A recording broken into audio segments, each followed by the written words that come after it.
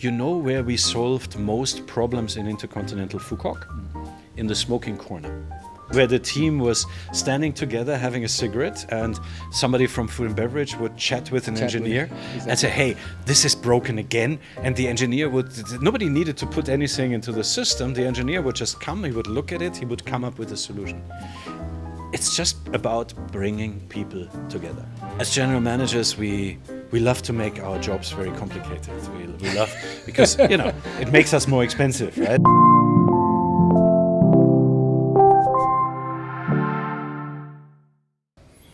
Hello everyone, welcome back to the Arrival podcast on the Hotel Vietnam, the #1 podcast in the hospitality industry in Vietnam. And today we have the very fascinating guest, Oliver. Hello, good afternoon. Welcome to our show. Thank you, great to be here. Actually, Oliver is currently working as GM of Crowne Plaza Da Nang City Center. He had many experiences working with IHG, especially with Intercontinental and Crowne Plaza. Yeah. So, can you share us a little bit about yourself, why you decided to work in the hotel industry? Okay, can. So I started working in the hotel industry pretty much 36 years ago. So clearly when I was 12. But you still look young, huh? Yeah, no, I started when I was 12. So actually I did start when I was 12 because my parents owned a little bed and breakfast. I see. And back in Germany. And like every good German kid, when I wanted pocket money, I had to help with the hotel on Saturdays and Sundays, so when I wasn't going into school. So my first jobs in the hotel actually were stripping rooms, so cleaning the bed linen and the dirty bed linen out of the rooms, cleaning the dirty towels out of the rooms. And then when I finished high school, my parents said, no, please do something else. Go study, we give you the money, please don't go into hospitality. And I did anyhow. In Germany, we have a program which is called an apprenticeship, where you spend 50% of your time in school, so 50% of your time you study, the other 50% you learn in the hotel. And I can very proudly actually say I've done pretty much every job in the hotel that exists. So I've cleaned rooms, I've worked in housekeeping, I've worked in the laundry, I've worked as a waiter, I worked in banqueting, I worked in finance, I worked in marketing during these 3 years. And it's a fascination that over time has only grown. I'm in the lucky position to say that if I had to do it again, pretty much I would do it again. There's very few things in my career that I would do differently. But we'll get to those maybe as well. You have very, very valuable experiences working at different positions and departments from the bottom. Yep. Maybe you have the mutual friends, Andre. Yes. Working at Furama. Yes. When at podcast with him also, he mentioned that it's better people started from bottom. I think so, because it makes you more believable. See, my job is to lead people, right? Is to ask people to go to a place where they might not want to go, but it will be good for them to go there. And when you come across as believable, that's a much easier way. And when you can talk to a housekeeper, for example, and say, hey, I know how tough your job is. And it's not just blah, blah, but you can actually communicate that you say, hey, I know how tough your job is because I've done your job. It gives you far more credibility than anything else. When you understand the people's job and also you know how to motivate the people, it's very important also. I think so, yeah. But you guys is very successful managers at IHG Group. Can you share us a little bit about the IHG Group? So IHG, Intercontinental Hotels Group, is one of the oldest and one of the largest hotel companies in the world. By now we operate 20 different brands, which compared to other companies in the same market is actually one of the smaller companies when it comes to number of brands, but not to number of beds. We operate brands like Intercontinental, like Regent, like Crowne Plaza, We operate Hotel Indigo as a brand. Holiday Inn obviously is one of the ones that we are really famous for around the world. Holiday Inn Express, and then we have, especially here in Da Nang, we also have Voco, and so a range of brands, and then our loyalty program, which is called IHG One Rewards, which we also operate as a separate brand. In Vietnam, we do have also Intercontinental, Yep. we have Crowd Plaza, we have Voco, and you guys have some year working at Intercontinental Phu Quoc. I still remember the day I was there, and the daughter of owner, Madame Mai, booked the room for me, and you guys welcome our family. Yeah. I was very impressed with your staff. They are very good at taking care of employee. I think so. Okay, first of all, otherwise Amy, the general manager of Indigo Saigon, is going to kill me. I have to point out that since a couple of weeks, we now also have a Hotel Indigo in Saigon. But coming back to Phu Quoc, or coming back to this business in general, we always say hospitality is a people business. Right? Hospitality is all about people. It's about guests, and it's about how we manage the team. As a leader, as a manager, you cannot realistically expect your team to take care of guests if you don't take care of your team. It's one of the oldest truths in the world. We call it the service profit chain. Right? Happy staff equals happy customers, eventually equals happy investors. If we look after our team well, the theory is they will look after our guests well. Guests will come back. Guests will be happy to pay higher rates because they feel well taken care of. And higher rates equals higher profits, makes owner happy. So sounds super easy, but really difficult to achieve in reality. That's why now I understand why most of the hotels you run and manage, the staff satisfaction got about 94%. Yep. You know or you don't know, but I did research. I know about that one. Yeah. Now look, just tell me the key to the success. There are a couple of keys when it comes to that. I think it starts with when you join the hotel, when you are a new employee, what happens? Is there a system in place that takes you in, that welcomes you, that makes sure that you understand what you have to do? Or are we just shoving you into the deep end of the pool and we go for sink and swim, so sink or swim, and hope for the best? There are studies out there which talk very clearly about the fact how motivated new starters are on their first day, because they believe in all the things that we tell them about what a great employer we are and how much we care for people. And then you have in some companies, when you ask the same person after 90 days, the motivation levels are totally different, far lower because reality has hit. What we're trying very hard is to make sure that when you join us, we actually deliver the stuff that we promise you. I'm a very big believer in the fact that we talk about the brand promise when it comes to guests. Right? We say, hey, if you come to an Intercontinental or if you stay at a Crowne Plaza, these are the brand standards that you can expect from us as a guest, which is why guests are staying with us, which is why owners are picking us. We also must do exactly the same thing when it comes to colleagues. So when we have new colleagues coming to spend half of their life with us, half of their day with us, we must have certain standards that they can expect, that they get a good onboarding, they get treated with dignity, they get room to grow, they get opportunities where they can develop themselves. These cannot just be posters on the wall. These must be things that we really deliver. Because otherwise, 15 minutes after a new person has started, a competitor will come, will say, hey, I'll give you $100 more, and they will just walk out and walk into the competitor. And that's it. Correct. At Intercontinental Phu Quoc, I still remember the owner and Mr. Viet, Madame Mai, and Mr. Hui, they was quite happy with the property performance and job performance also. I remember that you already did some great job in terms of improving occupancy, improving performance, improving the financial performance. Can you share a little bit?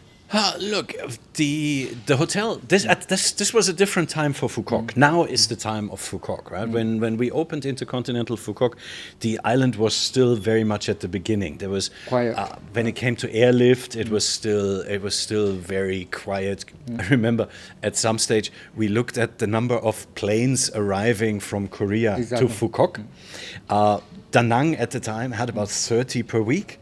Phu Quoc had 3. So it was a different time. So what we did with the team is we worked at breaking down silos. We worked at making sure that the teams work really well together, and by this they were all helping each other all the time. So it wasn't okay. I work on front desk. And I can see that you're busy in food and beverage, but I'm not going to help you because I work on front desk. But we built a team that really deserved the name, and by that, service levels improved, profitability improved, and it just became a really fun place to work. It's actually to a level where even COVID couldn't damage us as a team.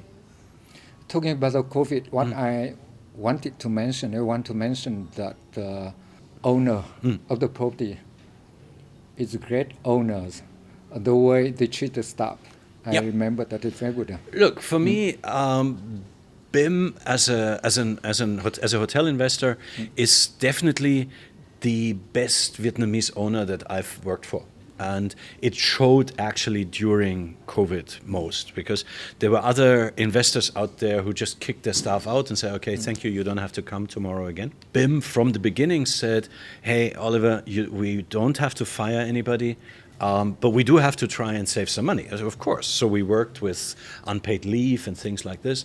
But what I'm very proud of until today is we actually turned the salary scheme on its head, where he said the more money you make, the more money you lose. And the interesting thing was, so then that money that we saved, we didn't give to the owner, but we actually distributed it to the low-income staff. So, for example, as a general manager, I lost about 80% of my salary during those 2 years of COVID. But this 80% didn't go back to the owner to save money, but it went to the staff that was on unpaid leave, and the waiter, if we had cut his salary, would go home with $200, which would be a disaster, would still go home with $500, $600 a month. So that way, but we were only enabled to do that because of the owner. But this built a team, a coherence in the team and a strength in the team that was fascinating. To the extent that at the end of COVID, when other hotels were trying to steal our staff, hardly anybody left. They offered more money, and I said to colleagues, it's like, look, if you need to leave because they offer you more money and you need to pay your bills, please, by all means, I will understand it. I see. And they said, no, we're not going to, because you stuck with us during bad times, so now we're going to stick with you. And that's when I fell in love with Vietnam, by the way. This wouldn't have been possible without that owner. I remember you did not work only for BIM property in Phu Quoc, also you did work at Crowne Plaza Vientiane also. Yeah, which is also a BIM Yeah. property, actually. Yeah, so I was the... It was, and now it's still very successful Yep. property. Yeah. It was interesting because we were the first really international 5-star, 4-star hotel in Vientiane. Vientiane. Luang Prabang had more international brands, but we were the first internationally branded hotel. And it was really fun to build the team, because there was nobody there who understood luxury hotellery, right? So we were just hiring for attitude. We were just looking for like a caring nature of a person. Because everything else we could teach them, right? We could teach them how to use the system. We could teach them how to check in a guest. But if you don't have this natural care, if you don't want to care for people, if you don't like people, then that's a bit of a challenge. hire for attitude, teach skill. Again, one of the oldest stories in the world, and if you stick to it, it works. And it helped us to establish Crown Plaza Vientiane as the hotel in the capital. And until today, it is still the hotel in the capital. It's where all the dignitaries stay.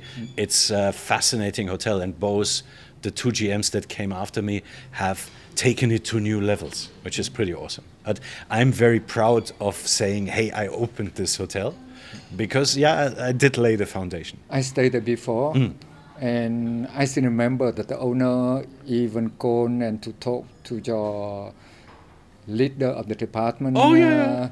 Just offer me many things, and I was so happy with the way the people treated client and to treat myself, and the service was very good. Yeah, look, I've always, actually throughout my career, and here in Crown Plaza Da Nang City Center, it works again as well. Throughout my career, I've always tried to be on the same side of the table with the owner. Very often in our industry, the relation between the owner and the operator is a little bit antagonistic. It's a little bit like, you did this, no, you did that. If you can make it clear to the owner that we actually both have exactly the same interest, right? We want this hotel to be successful. I want this hotel to be successful. The owner wants the hotel to be successful. Sometimes we don't agree, or we're not aligned on the way there, but that's my job. My job is to explain to the owner what the way is to be successful. And it worked beautifully with BIM both in Laos and in Intercontinental Phuoc, and it's working really beautifully here. You have many year working experiences in different countries, and also with different brand of IHG. Yeah. I remember you took in Russia, or in South Korea, in Thailand, or in Laos, God, many it places. makes me sound very old, doesn't it? Honestly. But yes. You still look young. What you just noticed, the cultural or operational differences? It's all about understanding the culture, or about at least attempting to understand the culture. It's like, so yes, I opened Intercontinental Moscow. I was the GM, lucky enough to bring Intercontinental back to Moscow, and I luckily, from a previous stay in Russia, I spoke Russian. So speaking the language just helps. Like, what? Видите? Видите? Я уже очень много забыл. Now comes subtitles. The fact that you speak the language, that you attempted to speak the language, just really helps, right? And it makes it easier for people to relate to you. I was the one who brought Hotel Indigo to Southeast Asia. So I opened the first Hotel Indigo in Bangkok, which was also my first time in Thailand. Oh, really? Yeah. I was in Indigo in Bangkok also. I like it very much. I remember you put the tuk-tuk. Yes, we had the tuk-tuks on the floors. Yes. We actually had to build the hotel slightly around the tuk-tuks. Exactly. It was a great experience. But for me, being German and sometimes being a bit boisterous, coming to Thailand was a learning experience for me. And I had to apologize more than once to the team. German people very strong and stubborn. Stubborn, I am totally. If you ask my team, they will tell you I am absolutely not stubborn. Really? No, maybe not.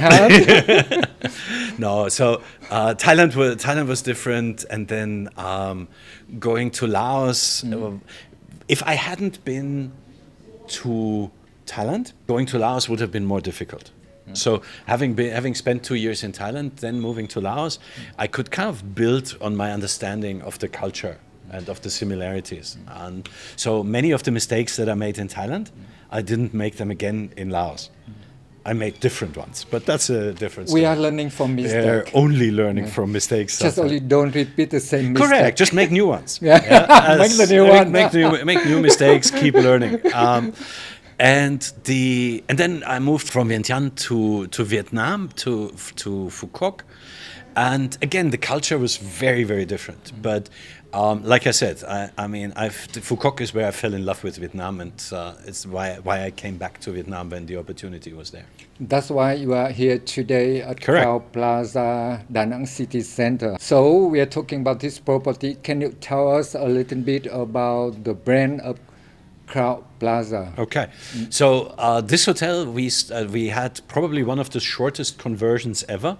I started here on October 21, and on December 31 we converted the hotel from being owner operated to being Crowne Plaza Da Nang City Center. The funny bit was that when I walked into this hotel for the first time for my interview, for meeting with the owners, I thought this was built as a Crowne Plaza. It's, to me, when you look at the place, it's the perfect Crowne Plaza. It's the perfect mix of a business hotel with meeting space, and we call it an urban retreat. So it has business on one side, and on the other side it has a spa, it has a pool, it has got enough areas to relax and recover.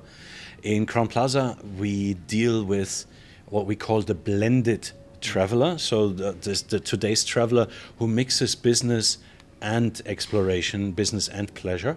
And this hotel is the ideal version for it. So the conversion here was really more about explaining the brand to the team and ensuring that we deliver what guests expect from us when you put a Crowne Plaza logo on the wall. Actually, what I was so impressed, within the short time frame, 2 months and a half, you guys did conversation is very well. In reality, or actually for all the international branded hotel, it takes so much time for you guys to transform. No? Yeah, look, before going to Phu Quoc, actually, I opened 6 hotels in a row. And doing this conversion here in 2.5 months, I understand why normally we need between 9 and 12 months to open a hotel. The good thing here was the core of the hotel was already there. It was just changing logos and things like this. And then it was working with the team. And one of the things I'm very proud of here is that, with one exception, I actually managed to keep all the leaders, all the managers that were with us when this hotel was owner-operated are still working here today. So I didn't have to deal with 200 colleagues who work here, but I had to deal with 12 managers, and then they, in turn, carried the message forward. And because they were already team leaders before, their teams actually believed them, and they had credit. Again, it's about credibility, right? So that they actually had credibility with the team. So the message came to the team much faster. And honestly, like every other hotel, we still learn, we still develop every day, and we will never stop to learn and develop anyhow. When you said to me that you keep the leader team, I was surprised. I am surprised. Know why? Why is that? Because when you took over the post at Intercontinental in Thailand, in Hua Hua Hin, yeah. you replay the whole leader team, correct? No, that's not correct. No. When I came in there, we replaced 3 ExCom members. Everybody else stayed. Really? Yeah. Yeah. But look, what the difference? Why you replace just some leader for me at the property, and here you keep this? Yeah. Again, it's all about attitude. It's all about, do I, as a leader, do I want to change? Do I want to learn? If I meet a leader who says to me, well, you know, Oliver, I'm doing my job for the last 20 years, I'm doing it like I've always done it, I'm not going to change what I'm doing, then that leader and I have no basis. Because like I'm doing my job for 35 years and I still change every second day, right? Because otherwise we will not stay relevant. Even the hospitality industry is changing. The speed of change is getting faster and faster. And if you have somebody who has an attitude of, I don't need to change, I don't need to learn, that doesn't work for me. And I cannot work with people like that. And it's because I think it's genuinely wrong. And I don't want these people as role models for the next generation. I want people as role models for the next generation who are saying, I need to learn, I need to stay relevant, I need to learn new things. What can I change myself today to make this industry more attractive and to make this industry sustainable? Yeah? I mean, for God's sake, McDonald's in America has a restaurant that has no more waiters. So why do we today still do trainings for waiters and not something? Okay, yes, waiter is your base, but then here are a couple of options that you can do on top of being a waiter. Why do we tell people today that being a waiter is still something that they can do in 20 years' time? When you go to MK and you have robots driving through the restaurant already. Meeting people who don't want to learn, as you can tell, is something that I find very annoying. And those people and me have no future together. I'm sure there's a space for them, but not with me. So one of the very important or essential quality for the people working in the hospitality, it is attitude. Yeah. Positive attitude. Yeah. I think without that, it's impossible. Positive attitude and a sense of humor.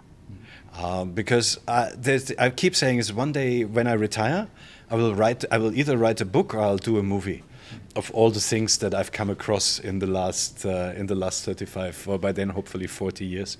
This positive attitude has to be there. Otherwise, so I expect from all of my colleagues when they meet a guest that they go and say hello. So they see a guest, they come across a guest in the corridor, they say good afternoon, even they say xin chao, whatever language they will use, but I expect them to acknowledge them. How can I do this if as a GM I walk through the hotel and I'm just grumbly and it's a morning, oh, that's it. Yeah, it is a good example. Yeah. How realistically do I expect that of people? It's a stupid belief that works. You're right. It's like, I will beat you until you smile. That doesn't work. It really doesn't. I came here before it was the Bay Capital. Correct. Yeah. And now I come back. Mm-hmm. When I check in, I notice that a lot of staff still here. Yep. I see the way smile at me when they check in and they carrying up the guests, and even I was quite surprised because they quickly remember my name and they call me by name. See, it is very important also. Yeah. It's the most personal thing we have, right? Our name. It's the most personal thing. So winning over a guest is actually not that complicated. There are some things, and name usage is a big one. And when I talk with my colleagues, when we talk about guest service, we always talk about how do we treat our guests? And my answer is always treat your guests like they're friends who are visiting you at home. And then everybody looks at me kind of quizzical and says, what is he talking about? And I said, look, if you have a friend visiting you at home, you don't need to be told to smile, right? Because it's in our nature. You don't need to be told to look after that friend, because it's in our nature.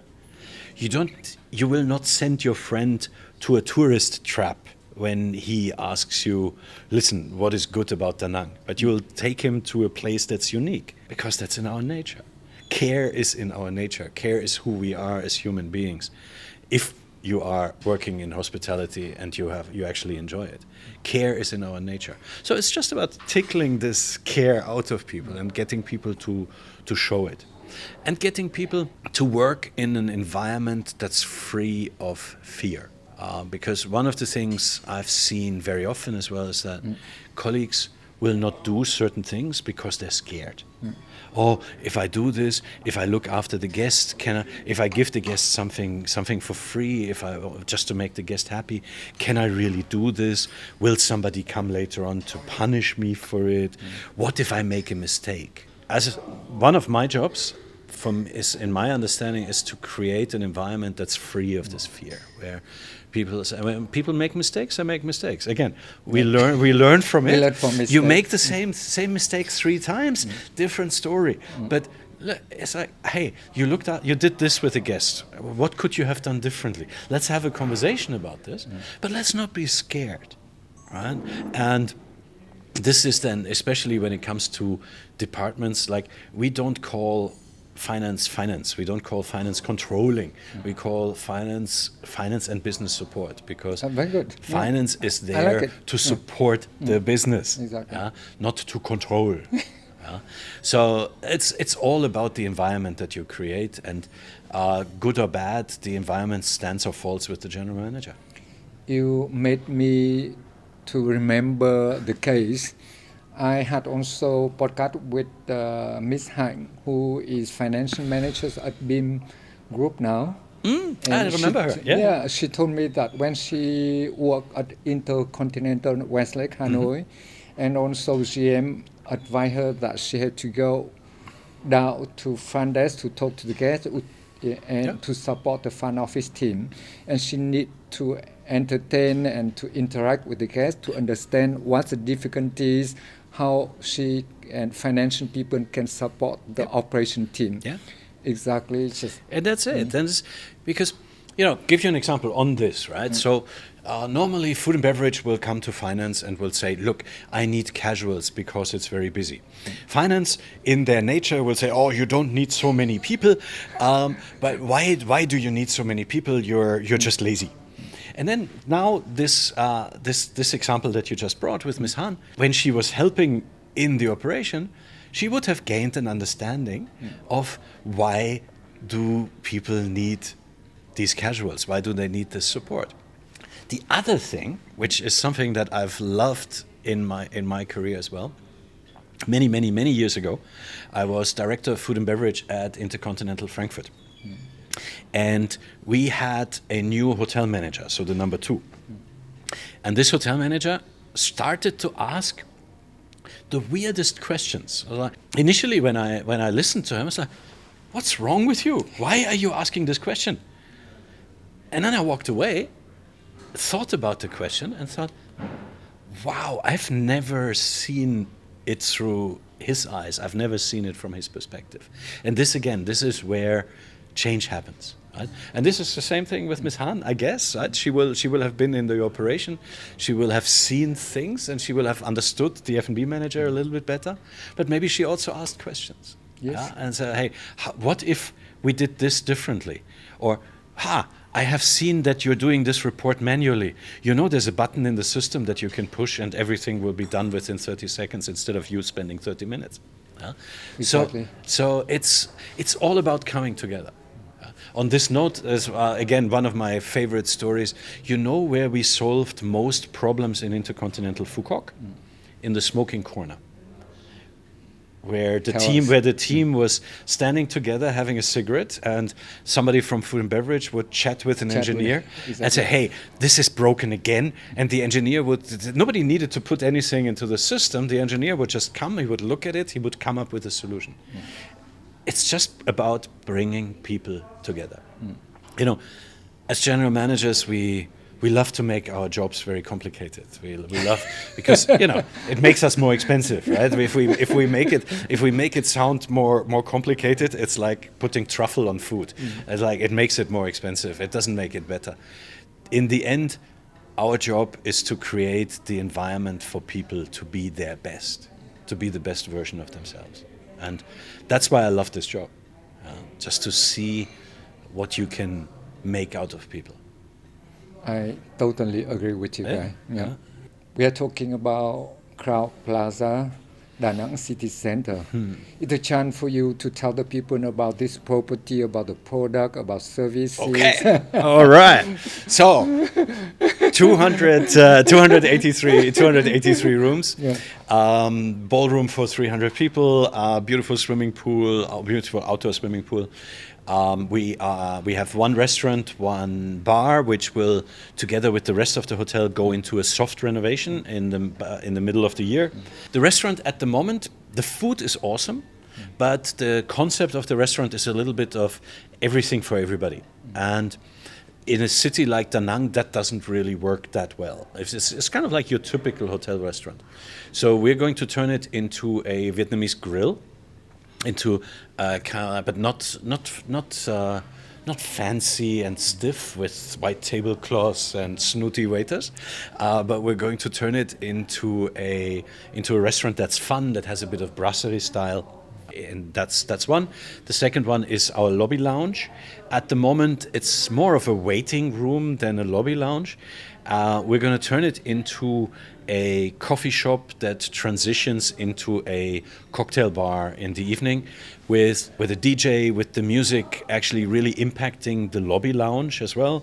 Make it more lively. Make it more lively. The bar is going to be called Vibe.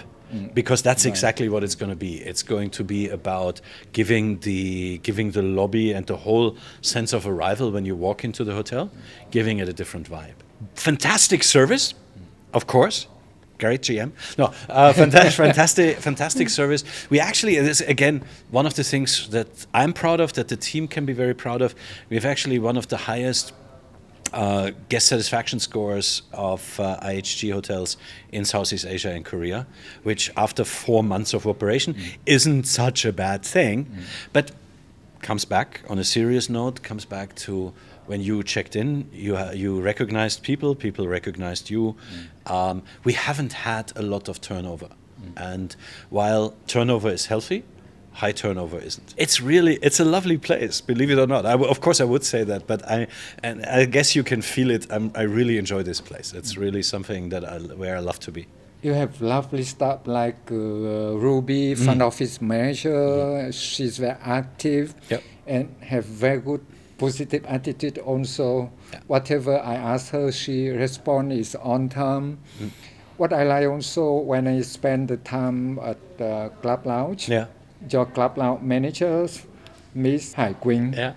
Oh, she's excellent one. We're getting really, really good comments about the team, especially in the Club Lounge. So exactly.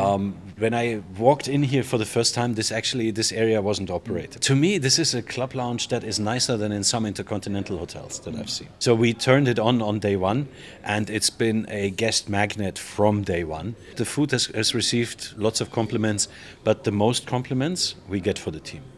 And deservedly so. So then in turn, we've come up with a system that recognizes this. So whenever now a guest says, oh, Miss Ruby or Miss Quinn or Mr. Henry or somebody was really good and looked after me, there's actually an incentive that we then give to the team where we say thank you for going out of your way. I have to add some more name. Although I forget it, it's very good one, Phượng from the sales department. Yeah. She's very caring person, and also we have Daisy, Zumi or at front desk department. And you're almost better at names than I am. So no, but it's about, like I said, it's about care. We care for our staff cares for our guests. Your assistant is good also, Stephen, yes. Stephen. Because when I called him, I want to meet you guys before we recording podcast, and then I called him and he set up appointment and he respond is very quickly, very, very efficiently. Stephen has the challenging job of keeping me organized. So he's doing a very good job there. But he's wearing two hats. So one job is as my assistant, and the other one is as it's a long word, quality and continuous improvement leader. So he is the one that looks at all guest feedback. He's the one that comes back to me and says, hey, Oliver, I can see a trend here. This feedback we got now already 2 times or 3 times. We need to do something about this. So he's like my early warning system. And he also goes out and talks with guests. And because he's got a much nicer personality than I have, guests love him, and he gets lots of compliments as well. Luckily that he had a good team. He had quite a good property heart where it's almost like I mentioned that when you enter the property, you feel like it is Crowd Plaza. Yep. But within 2 months and a half, actually, it's not easy to convert from the old private hotel to the branded properties.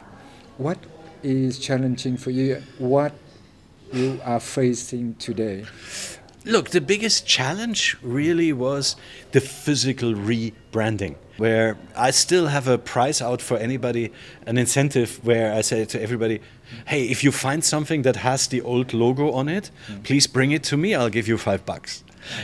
Because that was actually the biggest challenge, was to physically rebrand this, to make sure that no material with the old logo is still in the hotel. Again, I was lucky when I came here, the position of purchasing manager was vacant. I was lucky to hire Miss Tao, who's a brilliant, very, very experienced purchasing manager who came here from the region. So for everything that I said, look, hey, I'm looking for this, I'm looking for new umbrellas, I'm looking for new writing pads. She always already knew where to go. We didn't have to start at zero, where when I moved to Vientiane, we had to find suppliers for everything. Here, Start from zero. We start from zero. Here, we didn't start from zero. We started at somewhere 60, 70%. I had a team that was excited about the conversion. They looked forward to joining IHG because it also means something for them in their career. So how does it look on my CVs? I've worked for a private owner-operated hotel, or I worked for Crowne Plaza. Then including the transfer systems that we have within IHG, of course, coming to join IHG has opened lots of doors. The other thing I have to say is the owner relation here is really excellent. So in a lot of conversions, it's difficult because there's a culture clash. Especially when the hotel was owner-operated before, the owner sometimes finds it difficult to give up control.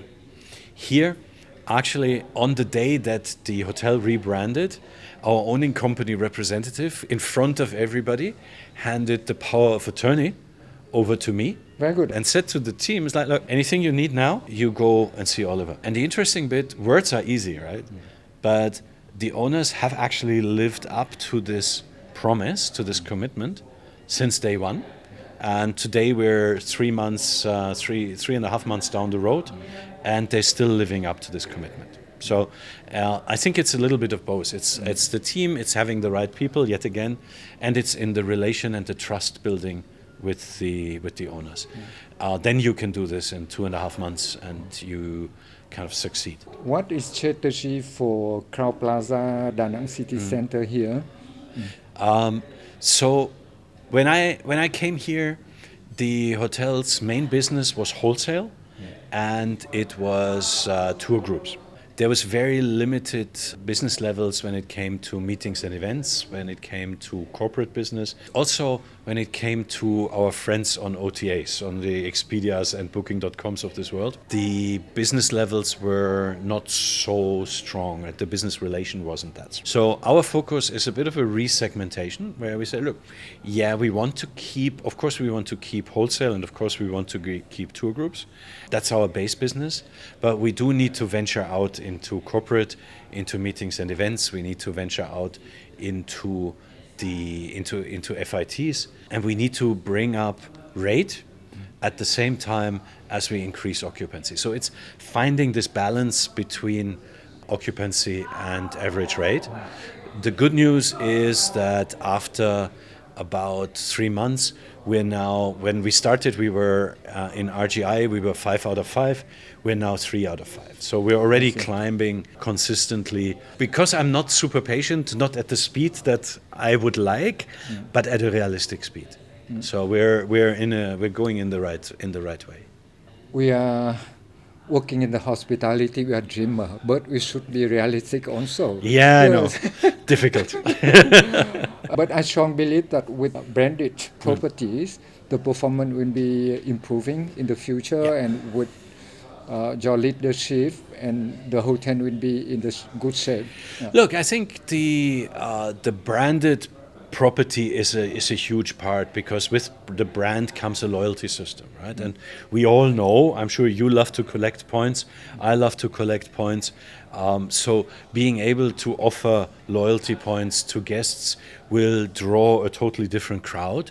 We'll also draw a crowd that's more demanding, but we're ready for that. But the brand and the loyalty program come hand in hand, and it's a bit of a package that the owners buy from us as well. So look, you get, if you invest in having a branded operator, you get a distribution system, you get a loyalty system, and that automatically will drive both your occupancy and your rate. You just mentioned, I want to ask you the questions. Actually, just when you join the International Professional Hotel Group with the loyalty program, that many just loyalty guests or member of the program, they will come to stay with your properties. On one side, good that it can increase the number of the guests, increase the revenue and performance, whatever.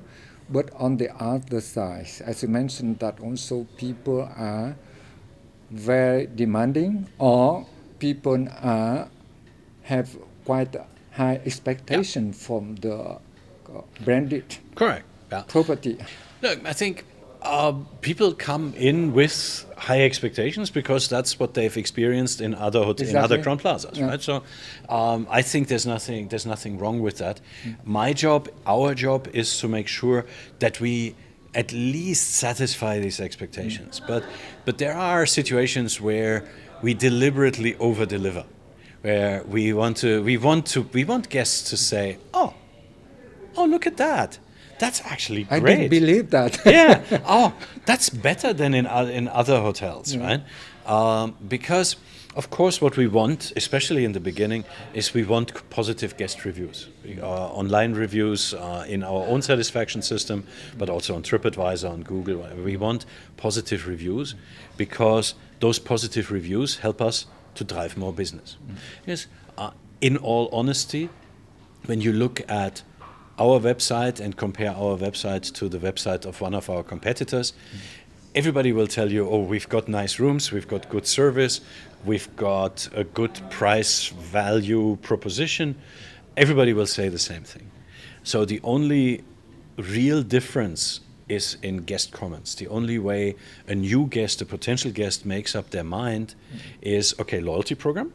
Do they have a loyalty program that I would like? Am I a Hilton Honors member? Am I a Marriott Bonvoy member? Am I an IHG member? Most of the time, guests are in all three. Where do I get most points? That's decision factor number one. Decision factor number two is price. But even our prices are most of the time in the same star level. Our prices are very similar. So decision factor number three is guest reviews. So for us, it is incredibly important to deliver on the guest experience and to surprise and delight the guest, because only then the guest comment that you see online will be nice. And you say, okay, same product, pretty much same price, same loyalty programs or similar loyalty programs. Okay, now I'm going to go for the hotel that has the consistently better guest comments.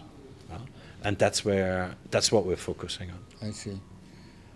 So that is why I came here to restaurant and to the club lounge. I see the smiling face of your guests. That means I can understand how you guys can. So surprise and delight is the thing, and this is one of the things I love about working with IHG as a family of brands. There's other brands out there that where, as a general manager, you kind of get a box and you deliver this, and you don't over-deliver, you don't under-deliver, but you also don't deliver more.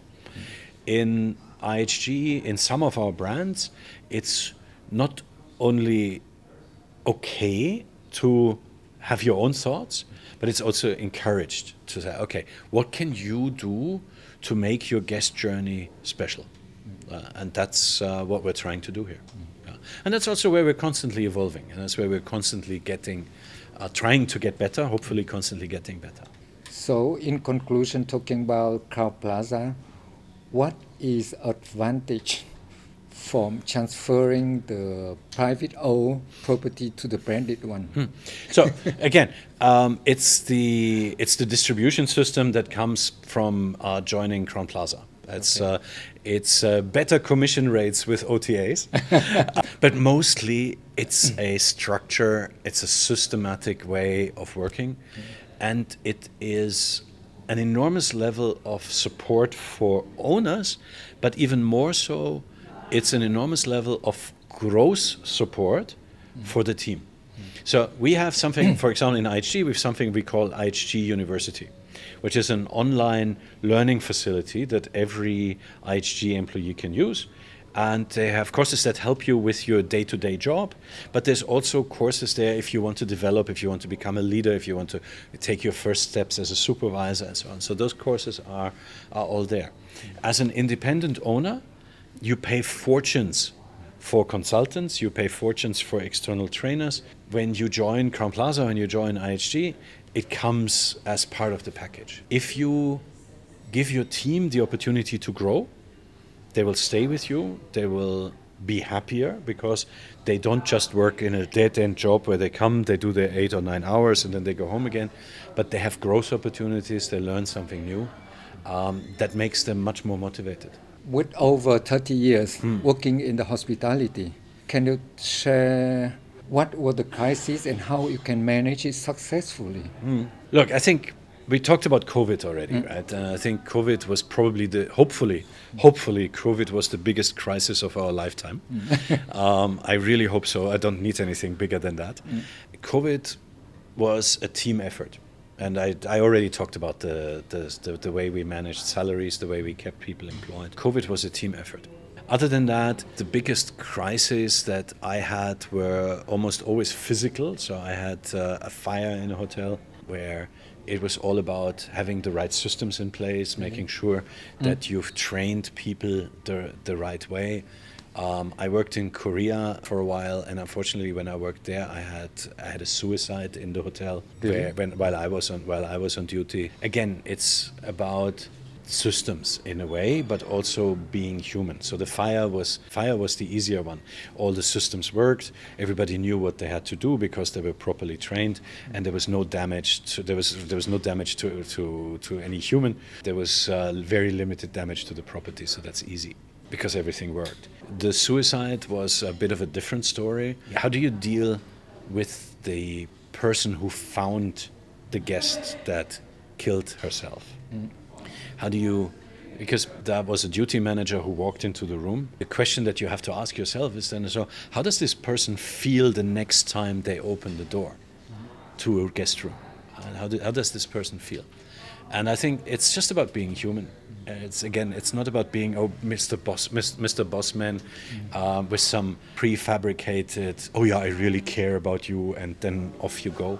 But it's about making the time to actually talk with this colleague and allowing for this colleague to also feel bad and say, hey, we are here for you. I genuinely try not to talk of colleagues in the hotel as a family, because we are not family. We're a team of. Simon Sinek has once said, no, you shouldn't be talking of your co-workers as family, because you don't fire family when things get tough. I like to see myself as a coach, as a football, like in football, in soccer. I want to show my humanity. That way I help other people as well. Some general managers make me laugh when they talk about how brilliant they are and how motivated they are all the time, and how, I have my bad days as well, and I actually talk to the team as well. I say, look, I'm not at my best today. Please, if you don't really need me, leave me alone today.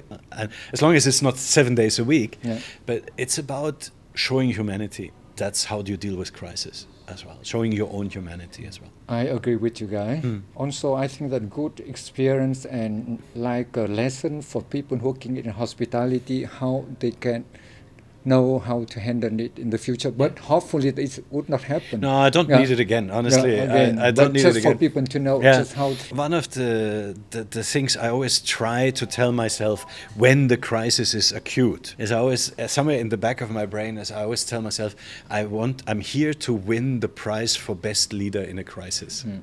And that's not by running around and making everybody nervous and making everybody scared and shouting, because if the team sees me running, how are they going to stay calm?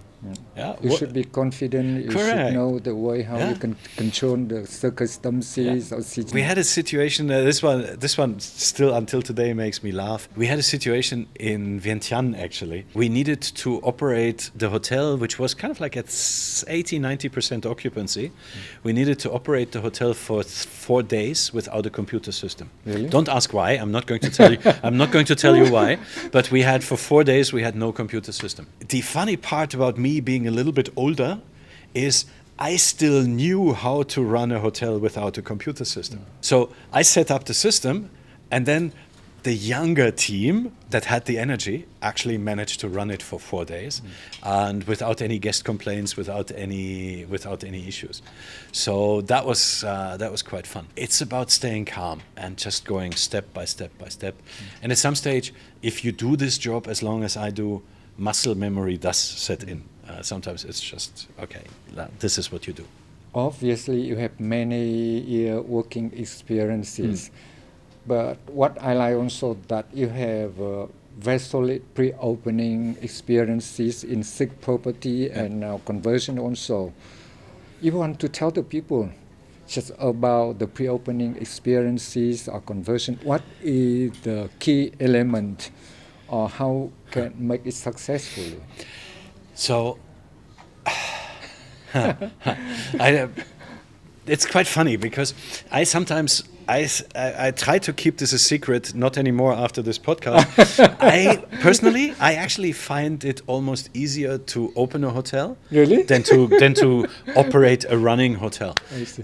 Because in an opening hotel, all decisions are yours. You start at zero. You've got nobody else to blame, but you also don't have to live with somebody else's decisions, right? It's all your decisions. So the good ones and the bad ones, they're all But yours. whether you made the right decision or wrong decision, It's still mine. Yeah, you live with it. Yeah, but for me, the secret of a good opening is systems. Having the right systems in place, having the right support structure. Which again, coming back to the question, owner-operator versus branded hotel. Of course, a branded hotel has a totally different and a far superior support structure than a single owner. But so it's having the right support structure in place. And then again, I know I sound like a broken record. It's all about the team. It's finding the right people. And here's an interesting part, at least for me.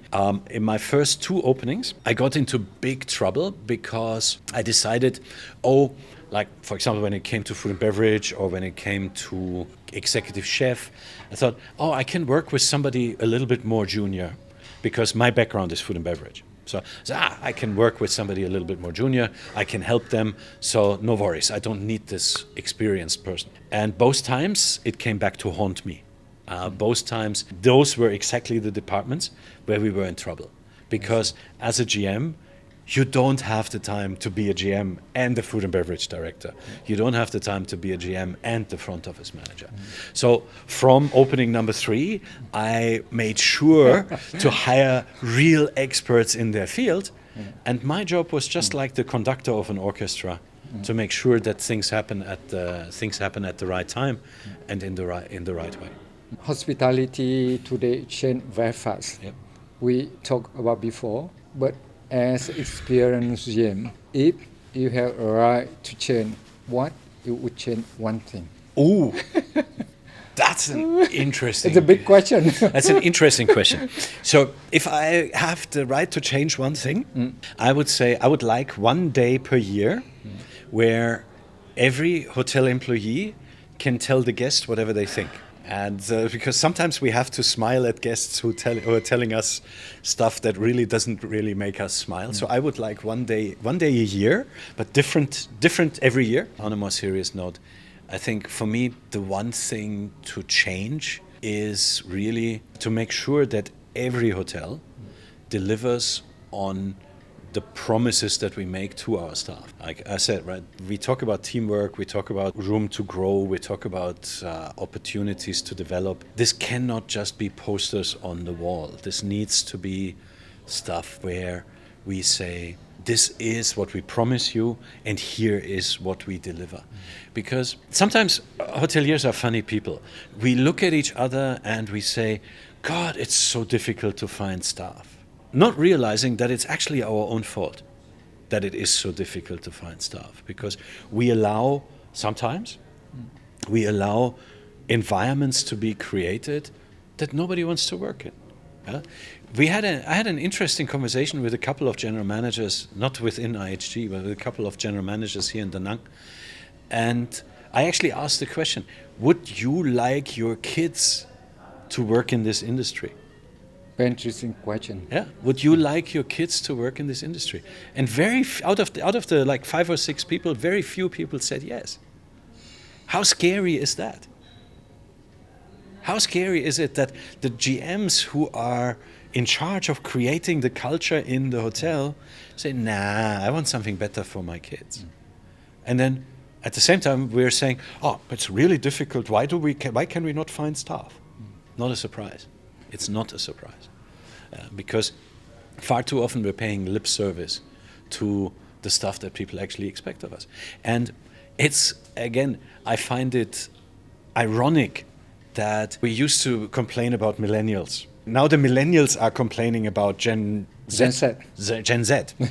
And don't get boomers like me going about millennials and Gen Z and whatever generation is growing up now. We've created them. We have created the environment for people to grow up in. And I love the fact that the millennials and the Gen Z people stand up for themselves more. And say they don't do the stuff that I did when I was their age. Because they shouldn't. Because it wasn't healthy. Right?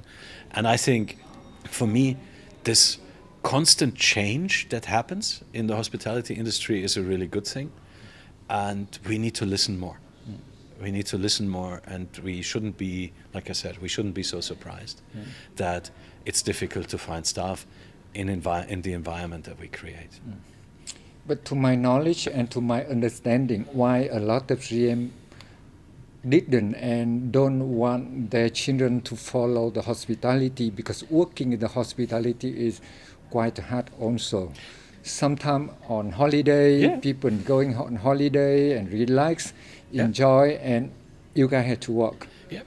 So, but we work when other people are celebrating. It's true. I think this year, because we converted the hotel on the 31st of December.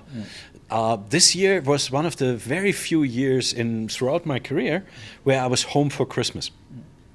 I didn't know what to do. Because normally I work every Christmas. Last couple of years as a GM, I would have gone to the hotel just to make sure that the team doesn't feel alone. That the team doesn't think, oh, look at my bosses. They go away and I have to work here. So I always appear and I always make sure that they see that somebody's there. Or Vietnam over Tet. But it is about this environment that we create. It's like, we work, so what? We work during holidays, but we're on days off when other people have to work. Yeah? But it's like, take the worst offender is probably the kitchen. Where, sometimes you see on Facebook, you see memes of chefs sitting in the kitchen after their shift, sitting on the floor, eating some leftover food. And it's worn like a badge of honor, because it's still a very macho society in the kitchen, right? Would you want your kids to work in an environment like this? No, right? Then as a GM, why do you allow it? We have created this problem ourselves, and if we don't change, you can't solve the problem with the same people that have created it, right? If we don't change, it's going to come and bite us. I buy your idea. I like your idea. Yeah. We are talking about the Gen Z. What is your advice if those people are going to work in the hospitality, or if they want to follow the hospitality career? Find something that makes you special. Really find something that makes you special. If your job can be done by a computer, I was saying within 10 years your job will be done by a computer. By now it's getting far, far faster. I tried something the other day where I had a guest complaint. I fed that guest complaint into ChatGPT. And I've been working with ChatGPT already for a bit, so the system understands my tone of voice, and the system understands about the brand. So I fed that guest complaint into ChatGPT, and I said, okay, write me an email. 15 seconds, 20 seconds, I had an email answer. I polished it a little bit, I sent it to the guest. The guest was actually happy. The guest came back and said, oh, thank you so much. If you don't specialize, if you don't have something that is unique about you, it's going to be really tough to be relevant in a couple of years. Yeah. So for me, that's what I would say to people who are now at the beginning of their career, is like, find something that makes you different, that find something where you add value that not everybody can add. So like I've hired, again in Intercontinental Phuket actually, I hired a marketing director who had never worked in hospitality. But in my conversation with him, when I interviewed him, I didn't really interview him because I didn't understand what he was saying. In my interview with him, he kind of made my head spin with all the things I didn't know. And so I was like, okay, no, you have to come and work for us, because you know so many things that I have no comprehension of. No idea. I have no idea about. And I've done the same thing here. I've hired here. It's a bit of a younger kid. Maybe I just got older. I don't know. Who is also a specialist when it comes to e-commerce, to a level that I don't understand. But I don't need to understand it. I just need to create an environment where this guy can thrive and where this guy can be happy. And this is another thing for GMs, right? Admit when you can't, when you don't know. Don't pretend that you know. But no, relevance is the key. It's like what do you do at every level? What do you do special that keeps you relevant? So thank you very much for being with us My today, pleasure. and on your sharing your thought is very interesting and valuable. So thank you for stopping by, My pleasure. and I hope that Crowd Plaza Da Nang City Center will be in good shape in short time under leadership of Olivier. Thank you. We're Thank on a you good very way. much. Thank you very much. Thank you. Thank you.